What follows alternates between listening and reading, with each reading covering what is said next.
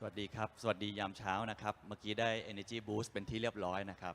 เมื่อกี้เล่นดีมากเลยแล้วผมคิดว่าประเทศไทยมีของดีเยอะนะครับปัจจุบันนี้ผมเชื่อว่า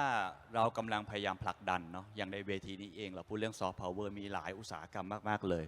หนึ่งในนั้นที่จะเป็นเครื่องจักรของเศรษฐกิจไทยหลังจากนี้ก็คือเรื่องของเฟสติวัลเรื่องของอีเวนต์ประเทศไทยเนี่ยมีเทศกาล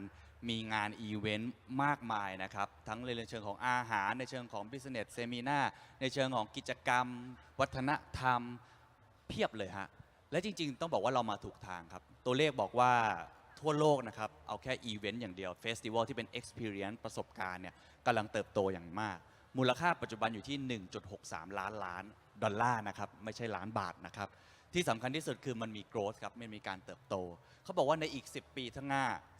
2035มูลค่าเมื่อสักครู่นี้จะเพิ่มขึ้นอีก 1.5 เท่าเพราะฉะนั้นโอกาสเยอะมากและประเทศไทยมีจุดแข็งมีจุดเด่นคนไทยก็ใจดีอาหารก็อร่อยเราจะคว้าโอกาสตรงนี้อย่างไร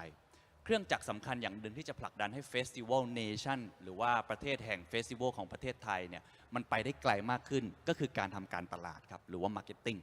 ซึ่งมาร์เก็ตติ้งในวันนี้มันอาจจะไม่ใช่มาร์เก็ตติ้งแบบในอดีตการทำการตลาดในวันนี้สิ่งสำคัญที่สุดอย่างหนึ่งที่ทุกคนพูดกันเยอะมากก็คือเรื่องของ Influencer Marketing หรือว่าใช้ Creator เขาบอกว่าประเทศไทยครับประเทศไทยเรามี60กว่าล้านคนนะครับให้เดาว่าเรามีอินฟลูหรือว่าครีเอเตอร์ในกี่คนตัวเลขที่ออกมาเขาบอกว่ามี9ล้านคนครับ9ล้านคนคือเท่ากับประชากรทั้งหมดในกรุงเทพมหานครนะแสดงว่าคนทั้งกรุงเทพรวมประชากรแฝงที่มาจากต่างจังหวัดเนี่ยถ้าเราเป็นนับแค่ตัวเลขเดินชนไหลกันได้เลยนะเป็นครีเอเตอร์ทุกคนมีโซเชียลมีเดียเป็นของตัวเองและนั่นแหละครับจะเป็นพลังขัดไป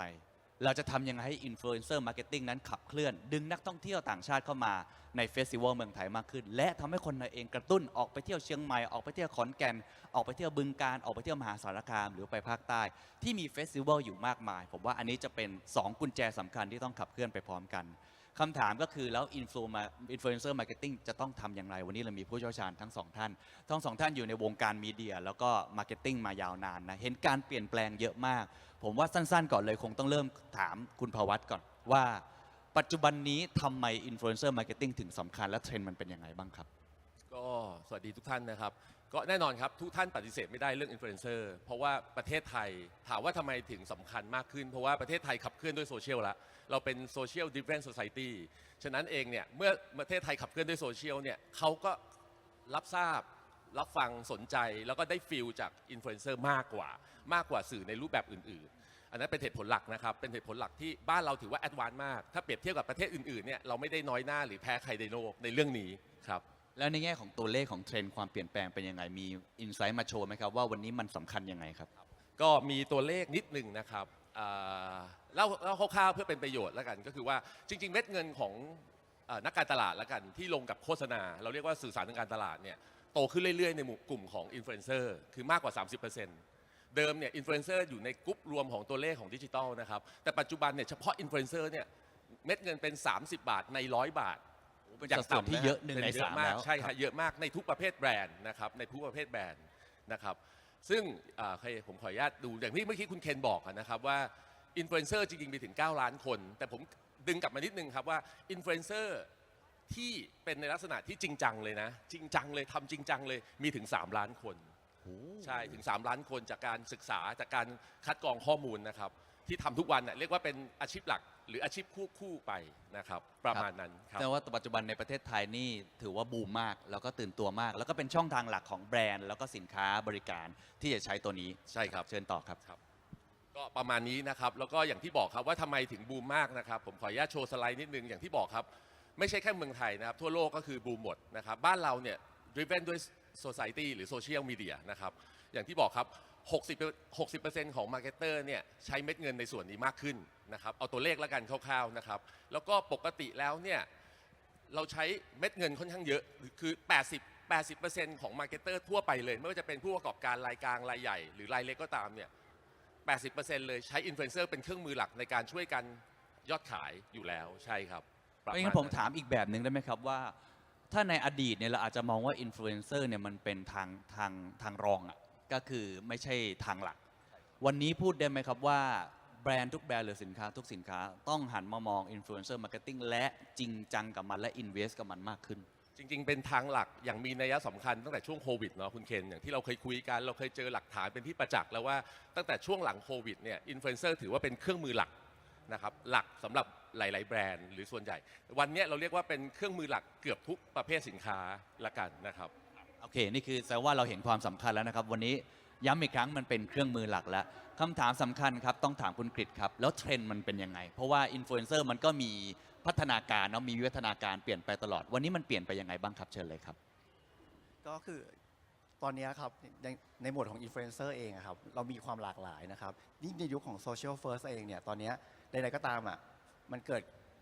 cultural บางอย่างที่คนเนี่ยมี sub culture มากมายที่คนอยากจะเข้าถึง เพราะฉะนั้นเนี่ยการติดตามอินฟลูเอนเซอร์หรือครีเอเตอร์ดังๆเนี่ยมันมีผลสำหรับคนไทยมากๆนะครับตรงนี้ซึ่งมันก็เลยเป็นธีมที่ว่าทำไมเวลาที่เราจัดงานอีเวนต์ใหญ่ๆระดับชาตินะครับการเอาอินฟลูเอนเซอร์มาเลดงานเนี่ยมันทำให้เกิด Impact นะครับเกิด cultural movement บางอย่างที่สามารถทำให้ขับเคลื่อนพลังของชิ้นงานนั้นนะให้ออกไปสู่สายตาประชาชนโดยเฉพาะคนไทยหรือชาวต่างชาติได้มากที่สุดนะครับอันนี้จะเป็นตัวเลขอย่างที่คุณเคนถามนะครับว่าทำไมมันถึงมีความ Impact นะครับเราลองเปรียบเทียบครับตัวเลขที่เราดึงมาให้เห็นจากบนสไลด์ครับจะเห็นได้ว่าปกติเนี่ยเวลาที่เราทำการตลาดแล้วเราจะโปรโมทอะไรก็ตามครับเราใช้พวกการทำ branding asset ผ่าน own channel ของเราอย่างเงี้ยนะครับแต่ในปัจจุบันเนี่ยเราจะมองได้ว่าเมื่อไหร่ก็ตามเนี่ยที่เราใช้พลังของอินฟลูเอนเซอร์นะครับถ่ายทอดเรื่องราวผ่านอินฟลูเอนเซอร์หรือครีเอเตอร์พลังของการ engagement หรือการเข้าถึง reach ต่างๆของมีเดียเนี่ยมันมากกว่าถึง10 เท่านะครับอันนี้เป็นการเก็บข้อมูลสถิติจากแบรนด์ใหญ่ๆทั่วโลกมาเลยนะครับ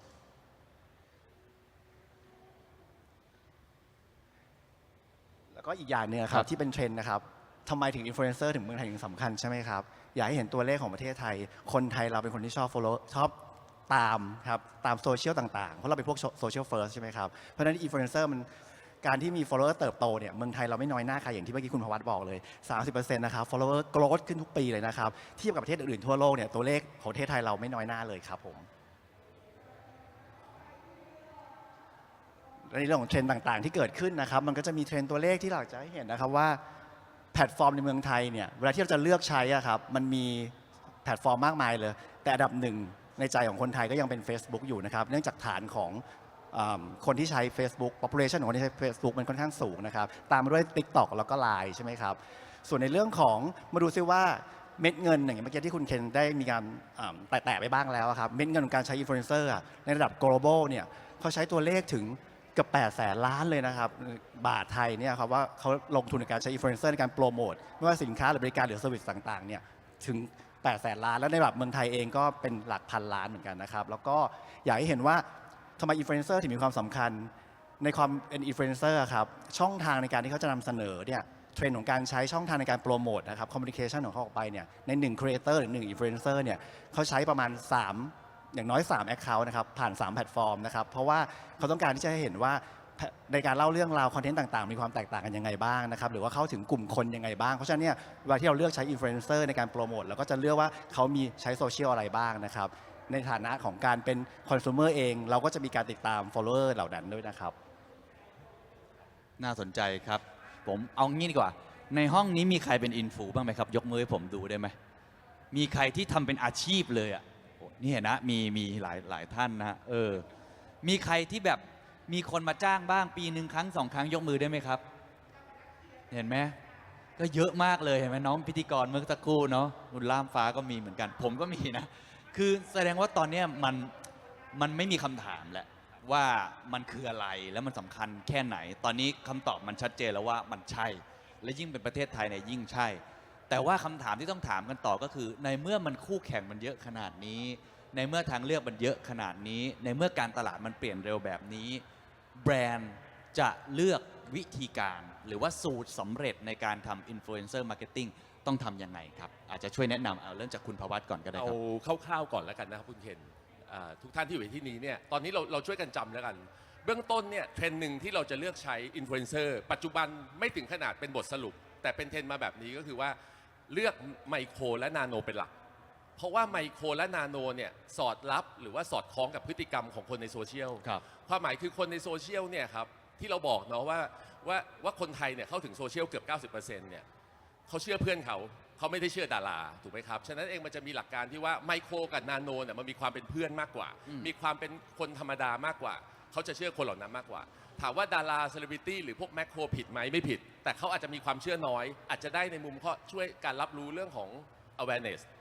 รับรู้เรื่องของแบรนด์ value อะไรอื่นๆนะครับแต่เขาเชื่อไมโครและนาโนมากฉะนั้นเองหลักการก็คือเบื้องต้นคือไมโครและนาโนคือโฟกัสในยุคนี้สำหรับบ้านเราด้วยนะครับ ไมโครนาโนนี่จำนวน follower ประมาณเท่าไหร่เขาวัดยังไงครับ จริง ๆ แล้วนาโนมันน้อยมากหลักพันก็ได้นะครับค่าจ้างก็หลักพันเหมือนกัน follower ก็หลักพันนะครับนาโนนะครับไมโครเนี่ยมีตั้งแต่หลักหมื่นถึงหลักแสนเพราะปัจจุบันก็โตขึ้นเรื่อยๆเนาะค่าจ้างก็ถูกลงหน่อย ไม่ใช่ว่าเรากำลังพูดถึงไมโครกับนาโนเพราะว่าเม็ดเงินถูกนะครับแต่บริบท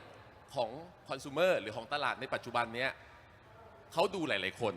เราจำเป็นต้องจ้างไมโครนาโนเนี่ยหรือเราใช้งานไมโครนาโนเป็นจำนวนหลักร้อยคน หรือบางทีเป็นหลักพันด้วย ในการที่จะช่วย drive ให้แคมเปญนั้นเนี่ยเกิดยอดขายหรือเกิดการมามีส่วนร่วมของกลุ่มเป้าหมายเรานะ ชัด ครับ เจนเพราะฉะนั้นโฟกัสถ้าเกิดว่างบเราจำกัดกระสุนเราจำกัดไมโครกับนาโนผมก็เพิ่งทราบมันสำคัญขนาดนั้น ทีนี้เรายังไงต่อครับเลือกแล้ว อีกมุม ข้ หนึ่ ต่ ง ไป ใช่ครับอีกมุมหนึ่งอย่างที่ทุกท่านทราบครับทุกวันนี้เนี่ยทุกคนมีภาษาเป็นของตัวเองถูกไหมครับคอน sumer หรือคนไทยมีภาษาย่อยของตัวเองมี sub culture ของตัวเองปุ๊บไมโครและนาโนเนี่ยครับเป็นคนที่สื่อสารภาษากับเขาได้โดยตรง ไม่ใช่ดารา ไม่ใช่แมคโครหรือว่าตัวอินฟลูเอนเซอร์เบอร์ใหญ่ๆจริงๆถามว่าอินฟลูเอนเซอร์เบอร์ใหญ่หรือดาราจำเป็นไหมจำเป็นนะครับแต่วันนี้เราพูดถึงบริบทของการใช้อินฟลูเอนเซอร์นะครับไมโครและนาโนจะพูดภาษาท้องถิ่นกับเขาได้ถูกต้องที่สุด เข้าใจเขาที่สุดแล้วคุกเขาได้ดีที่สุด อันนี้เป็นอีกหนึ่งประเด็นที่เป็นตัวเปลี่ยนเกมให้ไมโครและนาโนเป็นที่นิยมมากในช่วงหลายปีที่ผ่านมาตั้งแต่หลังโควิดครับ แสดงว่าถ้าเกิดเราเป็นแบรนด์หรือเป็นมาร์เก็ตเตอร์เนี่ยวิธีการใช้เราเลือกแล้วไมโครนาโนเราเอาจำนวนที่ค่อนข้างเยอะ แล้ววิธีการเลือกให้เขาพูดภาษาแบบของเขาเนี่ยมันต้องคิดยังไงบ้างครับ ก็จริงๆ มาจากอินไซต์อะครับ จริงๆ เราจะทำแคมเปญอะไรก็ตามอย่างบริบทวันนี้เราต้องการดึงคนต่างชาติเข้ามามีส่วนร่วมกับเฟสติวัลในเมืองไทยเนาะเราก็ต้องดูว่าอินฟลูเอนเซอร์คนนั้นเนี่ยสามารถยึดโยงเรากับนักท่องเที่ยวกลุ่มเป้าหมายของเราในแต่ละประเทศได้ไหม ถ้าได้ปุ๊บเราจะบอกเองครับว่าคนนั้นเขาใช้ภาษาไหนอยู่ เราน่ะในฐานะเจ้าของเฟสติวัลนะฮะเราฐานะเจ้าของแบรนด์เนี่ยเราต้องปล่อยให้เขาปรับไปตามภาษาเขาอันนี้เป็นท่าคลาสสิกที่เราคุยกันอยู่แล้ว แต่เป้าหมายเดียวกันก็คือว่าให้อินฟลูเอนเซอร์รายนั้นเนี่ยพูดในภาษาเขาและดึงการมีส่วนร่วมบินข้ามน้ำข้ามทะเลมาร่วมงานเฟสติวัลในบ้านเรา ซึ่งอันเนี้ยต้องใช้คนเยอะอย่างที่บอกครับไมโครนาโนเพราะแต่ละคนก็มีฮุกของตัวเอง มีแฟนมีด้อมมีกลุ่มที่เป็นแฟกเมนเต็ดแฟนของตัวเองประกอบกัน มันทำให้เขาสามารถมาหาเรามาอีเวนต์มาจอยอีเวนต์ได้ใหญ่ขึ้นและสเกลขึ้นครับ ถ้าอย่างนั้นก็แสดงว่าไอ้คีย์เมสเซจที่แบรนด์อยากให้ออกช่วยพูดประโยคนั้นช่วยพูดประโยคนี้เราควรทำไหม จริงๆ ก็ไม่ใช่หลักๆนะครับเดี๋ยวนี้เราไม่ค่อยได้บังคับแล้วครับเพราะบริบทเปลี่ยนการใช้นาโนและไมโครอินฟลูเอนเซอร์เนี่ยเรามักจะไม่ค่อยมีอะไรที่ต้องดูหรือต้องดนอาจจะมีบ้างบางเรื่องเราไม่อยากให้แตะจริงๆนะมันเรื่องเซนซิทีฟนะแต่เราแทบจะปล่อยฟรีปล่อยจอยเขาละครับ แล้วเราจะมั่นใจได้ไงว่าเขาจะช่วยโปรโมทเราได้ตรงจุดจริงๆครับสมมุติเราทำเฟสติวัลสักอันหนึ่งเนี่ย ครับ วิธีการที่เวลาคุณพวัตทำงานนี่คือทำยังไงปล่อยให้เขาไปเดินงานสมมติเอางานนี้ก็ได้สมมติอยากให้โปรโมทเขามาเดินงานแล้วเขาจะทำอะไรก็เป็นเรื่องของเขาเลย เป็นเรื่องของเขาแต่เรามีออบเจกตีฟให้เขาชัดเจนครับ ก่อนที่เราจะเลือกนาย A คนเนี้ยซึ่งเขาเป็นอินฟูให้กับคนในประเทศเขาสมมุตินะครับ ก่อนที่เราจะเลือกเราคัดกรองก่อนว่าแฟนของเขาหรือ follower เขาเนี่ยเป็นฐานที่จะมางานเฟสติวัลเราอันนี้เป็นตัวพื้นฐานที่เราทำผ่านเครื่องมือเครื่องไม้ของเราเนาะเมื่อใช่ปุ๊บเนี่ยเราก็คุยกับเขาออบเจกตีฟเราต้องการได้ใครมา ต้องการให้มาด้วยเรื่องอะไร ต้องการให้มากี่วัน ต้องการให้ทำอะไรบ้างอินฟูคนนั้นนาโนคนนั้นหรือไมโครคนนั้นเนี่ยเขาจะมีวิธีคุยกับแฟนเขาเองว่ามาเหอะมาวันแรกนะ มาวันที่2นะมาวันที่3นะเสียตังค์ก็มาเหอะมาแล้วมาทำนู่นทำนี่กันปล่อยให้เขาพูด ปล่อยให้เขาทำเราแค่มีเป้าหมายเดียวกันครับ งั้นโดยสรุปก็คือต้องให้เป้าหมายที่ชัดเจนเพราะตัวเราเองก็ต้องเป็นกำหนดเป้าหมายที่ชัดเจนก็คือบรีฟต้องดีอะ บีฟต้องดีแต่ไม่บอกไม่มี ไม่ได้ลงรายละเอียดว่า ไม่ลง คุณต้องพูด ราย อะ ละเอียด ไรแบบ ซึ่งมันจะต่างจากการทำโฆษณาในอดีตมาก ๆ ที่มันต้องเป๊ะ ก็คือเราอยากพูดอะไรเราบอกเต็มที่เลย อันนี้ไม่ใช่แค่เป้าหมายคล้ายๆการพร้อมใน AI เนอะมีเป้าหมายให้ชัดรู้ว่าเราอยากได้อะไรอยากได้ follower แบบไหนกลุ่มคนยังไงเลือกมาแล้วค่อยเอามา ทีนี้ผมถามก่อนที่จะไปที่คุณกฤษเนี่ยแล้วสมมุติเรามีเงินจำกัดเนี่ยเราลองออกแบบโมเดลให้ดูได้ไหมครับว่าโมเดลในการเลือกต้องเลือกกี่คนเลือกแบบไหนเราจะกระจายความเสี่ยงหรือสร้างพอร์ตโฟลิโอของอินฟลูเอนเซอร์ยังไงอย่างนี้ก็ได้ ครับแน่นอนครับเงินที่จำกัดปัจจุบันทุกผู้ประกอบการแล้วกันมีปัญหาเรื่องนี้เนาะเรามีกระสุนที่จำกัดลงเนี่ยมีอย่างที่บอกครับก็เลยเป็นโฟกัสที่ว่าณวันนี้เราเริ่มต้นด้วยไมโครและนาโนก่อน นะครับแล้วเราดูอินไซต์ว่าจริงๆแล้วจุดประสงค์ของงานเราเป็นยังไงอินไซต์ของแต่ละอินฟูไม่ว่าจะเป็นไมโครหรือนาโนเนี่ยเขามีอินไซต์แบบไหนใครที่ใช่เขาก็เลือกของเขาไป แล้วก็ตามกระสุนเราครับแล้วก็วัดผลเป็นรายคนหรือรายกลุ่มได้ฉะนั้นมันตอบยากมากเลยครับว่าเราจะเลือกใครเลือกปริมาณไหนก็อยู่ที่เม็ดเงินด้วย แต่เรายิงถูกคนนะครับ แล้ววัดผลยังไงครับ ปกติสำหรับของคุณพวัต โอเคจริงๆ วัดผลต้องกลับไปที่เบสิกเนาะหลายท่านถามว่าใช้เงินไปแล้วจัดงานไปแล้วจะวัดผลยังไงถ้าดีที่สุดต้องกลับไปเบสิกก็คือบางทีแล้วเราอาจจะต้องมีการทำเซอร์เวย์ที่งาน ว่าอันนี้คลาสสิกแต่ยังใช้ได้อยู่ก็คือทำเซอร์เวย์ที่งานว่าตกลงแล้วคนที่มาร่วมงานชาวต่างชาติคนเนี้ยไทยญี่ปุ่นคนเนี้ยเขามาด้วยเหตุผลอะไร มาด้วยอินฟูของเขาหรืออะไรยังไง อันนี้คือเป็นแบบแรกอีกแบบหนึ่งที่ใช้กันมาตรฐานอยู่แล้วก็คือการเจนโค้ดทำลิงก์คลิกอะไรก็ตามเพื่อให้เราเห็นเจอร์นี่ของคนที่มาว่า คนที่มาที่เป็นนักท่องเที่ยวชาวเยอรมันชาวญี่ปุ่นหรือชาวอะไรก็ตามเขามาด้วยเจอร์นี่แบบไหน ก็คือผ่านอินฟลูเอนเซอร์คนไหน เป็นคนคอนเวิร์ตเขามาประมาณนั้นถ้ามาตรฐานนั่นแหละครับ ก็คือวัดที่ Impact นั่นแหละ ใช่ครับ เป้าหมายแรกเลยว่าอยากได้อะไรแล้วเราก็ค่อยๆ วัดไป โอเค เราเห็นตัวอย่างของคุณพวัตแล้วทีนี้ไปที่คุณกฤษบ้างครับคำถามเดียวกันครับทำยังไงครับ ครับผมขอเปิดสไลด์ดีกว่านะครับเวลาผู้ชมจะได้เห็นภาพด้วยนะครับ เดี๋ยวรอสไลด์สักครู่นะครับเดี๋ยวขอขึ้นสไลด์ด้วยนะครับมาละเชิญเลยครับ คืออย่างที่บอกครับวิธีการเลือกว่าจะใช้อินฟลูเอนเซอร์ไหนที่เหมาะกับอีเวนต์ของเราอะอย่างที่บอกอยากให้ท่านผู้ฟังเข้าใจว่าเวลาที่เราจะจัดงานหนึ่งขึ้นมา ตอนนี้การใช้อินฟลูเอนเซอร์เขาไม่ได้มาแค่มารีวิวโปรดักต์ไม่ได้แค่มารีวิวงานหรือนำเสนองานอันนั้นออกไปสู่สายตาข้างนอกเท่านั้นบางทีบิ๊กชิฟของตอนนี้ของงานการใช้อินฟลูเอนเซอร์เราเอาเขามาเขาอาจจะเทิร์นงานอีเวนต์อันนั้นให้เป็นเหมือนเป็นไลฟ์สเตจของเขาที่เขาจะนำเสนอเรื่องราวต่างๆนะครับที่เป็น cultural ของงานของเราออกไปนะครับแล้วก็เอา follower เขาเอา community ของเขาเนี่ยมาผนวกเข้ากับงานของเราให้มันมี impact มากขึ้นอันนี้คือ big shift ที่เกิดขึ้นเลยนะครับแต่ในแต่ละงานเนี่ยเวลาที่เราจะเลือก influencer มันมีธีมที่แตกต่างกัน อย่างเช่นเรามีงานพวก S2O เรามีงาน G Circuit ที่เป็นระดับชาติหรือ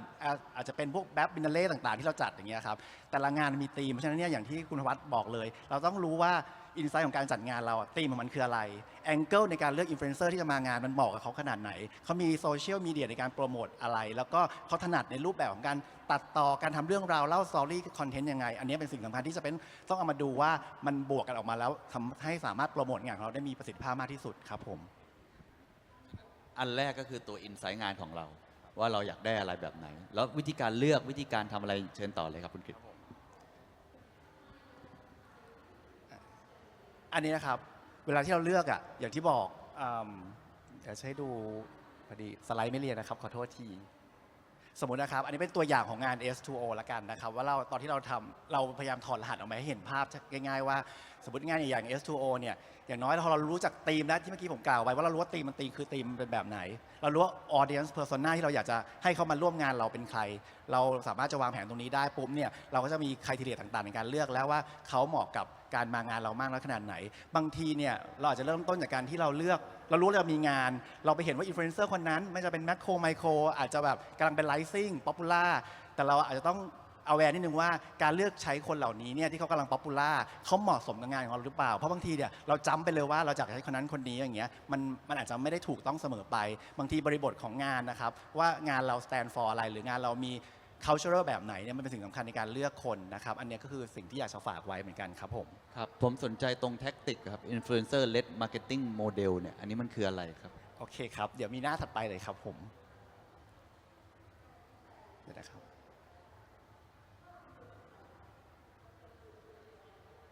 โอ้โทษนะครับ แต่จริงของคุณกิจสไลด์เยอะไล่ไปทีละสไลด์ก็ได้นะครับ ถ้าอยากอธิบายยังมีเวลานะครับ เยอมกเลยครับผมนี่นะครับ โอเคกลับมาหน้านี้ดีกว่า ก็คือว่าอย่างโมเดลที่บอกครับเราต้องดูเรื่องของว่าตอนแรกเนี่ยเราอย่างที่บอกเราจัดงานเนี่ยเรารู้ว่าคอนเทนต์ของเราเนี่ยอยากจะเอาโปรโมทในช่วงไหนของงานนะครับเราต้องรู้ว่าคอนเทนต์เรามีอะไรบ้างนะครับการใช้คอนเทนต์เนี่ยมันมีรูปแบบมากมายเลยว่ามันอาจจะไม่ได้สูตรสำเร็จนะครับว่าคอนเทนต์ประเภทไหนที่เหมาะแต่เราต้องรู้บริบทว่าการนำเสนอในแต่ละช่วงเวลาเนี่ยมันของคอนเทนต์ที่จะนำเสนอเป็นยังไงใช่ไหมครับอันนี้จะเป็นตัวอย่างของคอนเทนต์นะครับอย่างเช่นเวลาเราทำคอนเทนต์ผ่านอินฟลูเอนเซอร์แน่นอนที่สุดคอนเทนต์ที่เราจะใช้เนี่ยมันอาจจะต้องเป็นตามเทรนด์นิดนึงต้องเป็นช็อตคอนเทนต์ที่แบบสามารถ grab attention ของคนให้มากที่สุด เรียกวิวให้ได้มากที่สุดครับบางทีอ่ะถ้าเกิดมันไม่น่าสนใจอ่ะการไถผ่านไปมันก็จะเป็นการเวสใช่ไหมครับเพราะฉะนั้นเนี่ยการทำช็อตคอนเทนต์แล้วก็ดึงดูดให้คนมาดูเนี่ยค่อนข้างสำคัญ อันนี้เป็นสิ่งแรกที่อยากให้ดูเป็นตัวอย่างนะครับ อันแรกสั้นๆ ดีสุดในชั่วโมงนี้ ใช่ นะครับ ครับ ไม่ว่าจะเป็นเท็กซ์หรือว่าเป็นภาพหรือว่าเป็นคลิปเชิญต่อครับ บน ข้อ โซเชียล สอง มีเดียเช่น TikTok หรือ Facebook ก็ตาม ครับ นะครับ กดไปไหมครั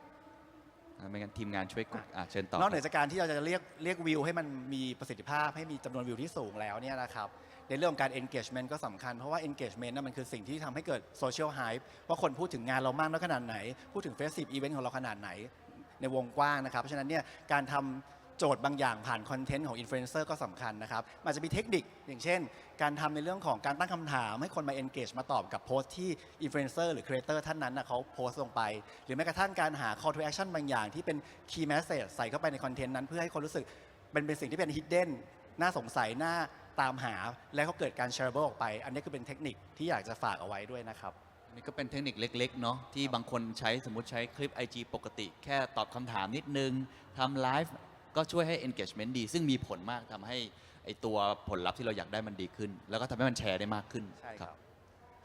และอันสุดท้ายครับก็คือในเรื่องขอ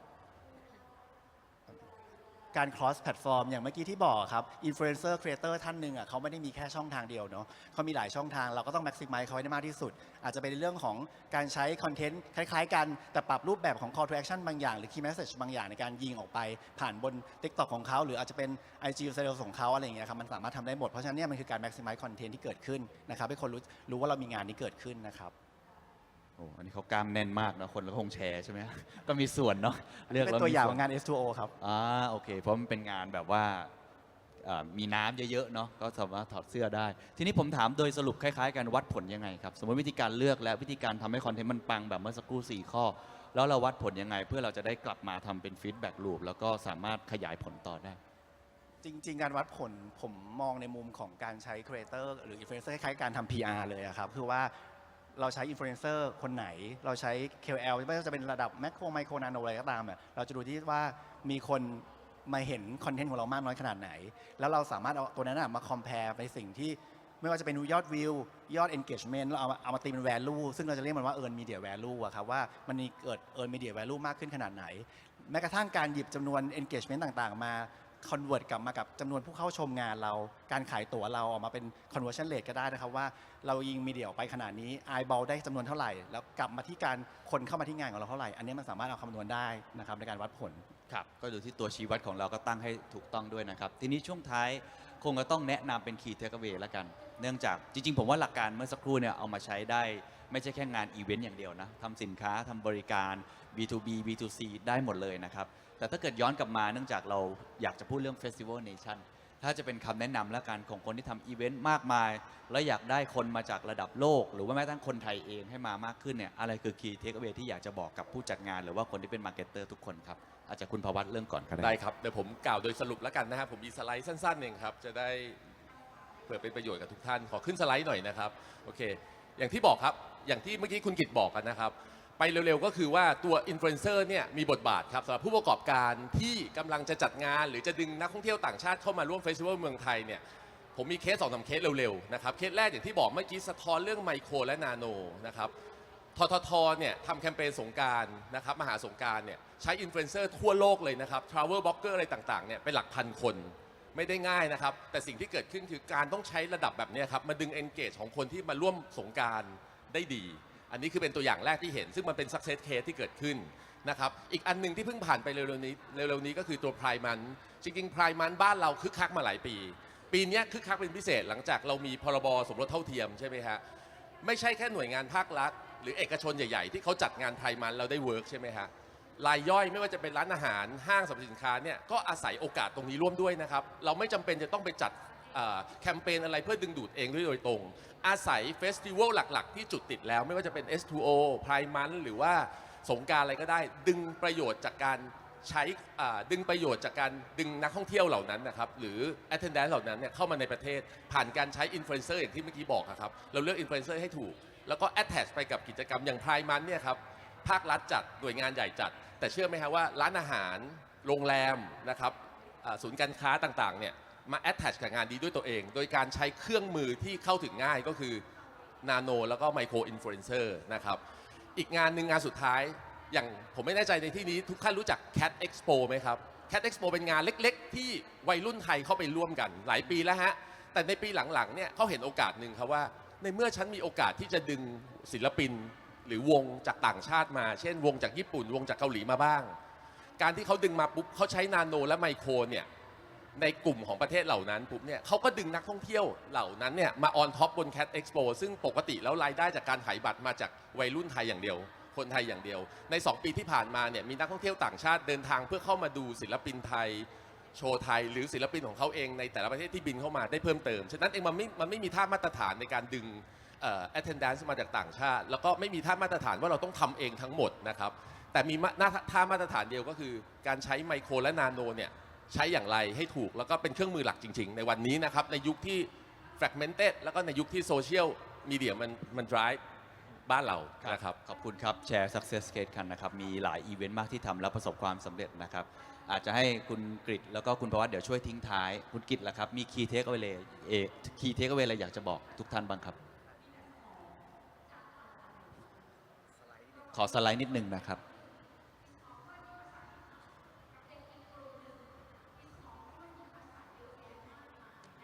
ก็คืออย่างที่บอกครับสำหรับผู้จัดงานเฟสทีฟครับเราอยากจะให้มองว่าเวลาที่เราเลือกการใช้อินฟลูเอนเซอร์ครับเราอยากให้มองในมุมของ cultural impact ของงานของเรามากขึ้นนะครับอยากจะให้เข้าใจว่า cultural ของ impact มันมีความสำคัญเราเอาเขามาใช้เอาอินฟลูเอนเซอร์หรือครีเอเตอร์คนนั้นมาใช้เอาให้เขามานำเสนอเรื่องราวต่างๆนะครับเอา follower ของเขาเอา community ของเขามาผนวกเข้ากับพลัง cultural ของ event ของเรานะครับและเขานำเสนอออกไปให้มันเป็นเหมือนเวทีระดับโลกที่เขาจะโชว์ให้ทุกคนเห็นนะครับและแน่นอนที่สุดในการเลือกคนที่ใช่นะครับวิธีการโปรโมทที่ถูกต้องนะครับแล้วก็ในเรื่องของการใช้ asset ต่างๆที่ผ่าน creator คนนั้นเนี่ยเอามาผสมผสานกันเนี่ยมันจะทำให้งานนั้นประสบความสำเร็จและแน่นอนที่สุดพองานประสบความสำเร็จนะครับmemorable ของคนที่มางานหรือคนที่เห็นงานอันนั้นที่ส่งผ่านต่อครีเอเตอร์ออกไปเขาก็จะจดจำมันใช่ไหมครับแล้วก็ในโอกาสต่อไปทั้งคนที่มางานเขาก็อยากจะกลับมางานนั้นอีกหรือคนที่ยังไม่เคยมางานเขาก็อยากมีส่วนร่วมในอนาคตอันนี้อยากจะฝากไว้ตรงนี้นะครับในเรื่องของพลังการใช้อินฟลูเอนเซอร์ครับครับผมช่วงท้ายเหลือเวลาประมาณ2 นาทีกว่าๆให้ทุกท่านอาจจะพูดถึง mindset แล้วกัน mindset ของคนที่ทำ marketing หลังจากนี้นะครับควรจะเปลี่ยนยังไงอะไรที่เขาควรเริ่มอะไรที่เขาควรที่จะเลิกทำเพื่อจะใช้ influencer marketing อาจจะเริ่มจากคุณกฤษก่อนก็ได้ครับมีอะไรที่ทำอยู่เป็นประจำให้กับลูกค้าอยู่แล้วอยากจะบอกจริงๆว่าวันนี้คุณต้องเริ่มสิ่งนี้แล้วคุณต้องเลิกสิ่งนี้ได้แล้วครับโอเคอันนี้ก็เคยคุยกับทีมงานเหมือนกันนะครับแต่อาจจะไม่ได้ตรงกับการจัดเฟสติวัลอีเวนต์มากนักนะครับอาจจะเป็นเรื่องของการทำแบรนดิ้งบางทีครับas a marketing ก็ชอบที่จะใส่ communication message ไปหลากหลาย message มากๆเลยที่จะใส่เข้าไปในคอนเทนต์หรือบางทียัดเยียดไม่ว่าจะเป็นเรื่องของการหยิบจับ product การใช้สีที่มัน over เกินไปในคอนเทนต์อะไรอย่างเงี้ยหรือไปทำให้ความเป็นตัวตนของ creator หรือ influencer เขาไม่เป็นธรรมชาติที่เป็น natural ของเขาอย่างเงี้ยครับเพราะฉะนั้นเนี่ยเราต้องระวังเรื่องการใช้เขาให้มากเราต้องมองในมุมกลับกันว่าอยากจะให้เขาเอาสไตล์ของเขาความเป็นตัวตนของเขามานำเสนอ Product ของเรายังไงมากกว่าที่จะเอาสิ่งที่เราอยากจะให้เขาพูดหรือความเป็นแบรนด์เราไปยัดเยียดใส่เขาอันนี้ต้องระวังเลยครับแล้วก็ในเรื่องของการทำคอนเทนต์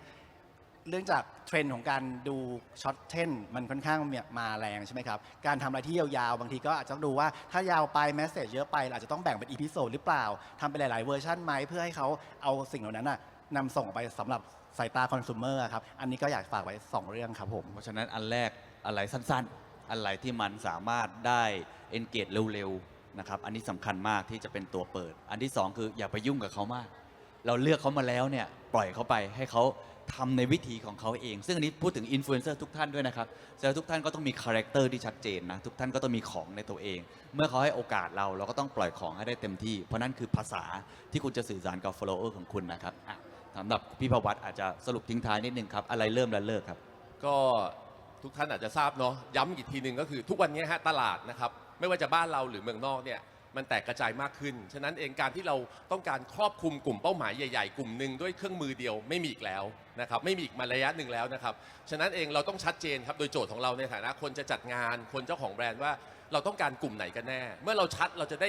ไปเลือก เครื่องมือหรือเลือกอินฟลูเอนเซอร์ในกรณีนี้นะครับได้ถูกต้องนะครับอีกเรื่องหนึ่งก็คือที่เมื่อกี้บอกมาทั้งหมดเนี่ยมันมีเครื่องมือเครื่องไม้ที่เราสามารถเข้าไปวัดไปหาได้อยู่แล้วและก็เข้าถึงง่ายครับผู้ประกอบการรายย่อยหรือรายใหญ่เข้าถึงง่ายมันไม่ใช่เป็นเรื่องที่ว่าแบรนด์ใหญ่ถึงจะใช้ได้เท่านั้นบางทีแล้วเครื่องมือบางเครื่องมือเนี่ย subscribe หรือเป็นสมาชิกเดือนหนึ่งหลักร้อยบาทหรือ 3,000 บาท ในการที่จะหาอินไซต์ของอินฟลูเอนเซอร์รายนั้นรายนี้ในแต่ละประเทศฉะนั้นทุกอย่างเนี่ยวันนี้ผมมองว่าแบรนด์ใหญ่แบรนด์เล็กหรือผู้ประกอบการรายย่อยเนี่ยสามารถเข้าถึงทั้งเครื่องมือแล้วก็เข้าถึงแพลตฟอร์มในการ export ไปหากลุ่มเป้าหมายเนี่ยไม่ต่างกันมีความเท่าเทียมกันนะครับแล้วก็หาอินไซต์ให้เจอนะครับแล้วก็แตกกระจายชัดเจนที่สุดว่าคุณจะเอาใครเพราะว่าคุณมีกระสุนเท่ากับแบรนด์ใหญ่ที่มีกระสุนในการยิงกลุ่มย่อยนั่นแหละครับนะครับ ขอบคุณมากครับ ผมว่าโดยสรุปวันนี้ชัดเจนนะครับ แล้วก็เห็นโอกาสนะ ผมชอบที่สุดก็คือปัจจุบันนี้ทุกอย่างมันเท่าเทียมกันแล้ว เรียกว่าระนาบเดียวกัน ในอดีตคุณจะทำวิดีโอสักตัวเนี่ยใช้เงิน 10 ล้านนะครับ แล้วมันลดลงมาเรื่อยๆ ปัจจุบันเมื่อกี้อย่างที่คุณประวัติบอกตัวเลขบางทีหลักร้อยหลักพันด้วยซ้ำนะในการจ้างอินฟลูเอนเซอร์นั่นหมายความว่าทุกท่านที่นั่งอยู่ห้องนี้ในฐานะแบรนด์ในฐานะมาร์เก็ตเตอร์เนี่ยมันไม่มีข้อจำกัดแล้วคุณสามารถทำอะไรเท่ากับแบรนด์ขนาดใหญ่ได้เลยดังนั้นงบของคุณที่คุณมีใช้มันอย่างคุ้มค่า 1. เข้าใจก่อนว่าตัวเองอยากได้อะไร งานของตัวเองเป็นแบบไหน สินค้าของตัวเองเป็นแบบไหน 2. เข้าใจกลุ่มที่เราจะไปสื่อสารด้วย เราอยากพูดกับใคร เราจะวัดผลมันอย่างไร และใครจะเป็นสะพานให้กับเรา เพื่อนำไปถึงตรงนั้นให้ได้ อันที่ 3สำคัญที่สุดครับ ปล่อยเขาครับ อย่าไปสั่งเขาครับอินฟลูเอนเซอร์ถ้าเขาทำงานให้เราแล้ว ไม่ต้องไปบอกนะครับว่าคุณต้องบอกคีย์เมสเซจแบบนี้ขอภาพแบบนั้น ให้เขาพูดภาษาของเขา และอันที่ 4 อย่าลืมวัดผลครับ เพื่อจะได้กลับมาอีกครั้งหนึ่งแล้วใช้ให้เกิดผล ก็หวังว่าประเทศไทยจะสามารถเป็นเฟสติวัลเนชั่นได้ผ่านการใช้อินฟลูเอนเซอร์มาร์เก็ตติ้งนะครับวันนี้ขอเสียงปรบมือให้กับคุณประวัติแล้วก็คุณกิตด้วยนะครับขอบคุณมากๆครับ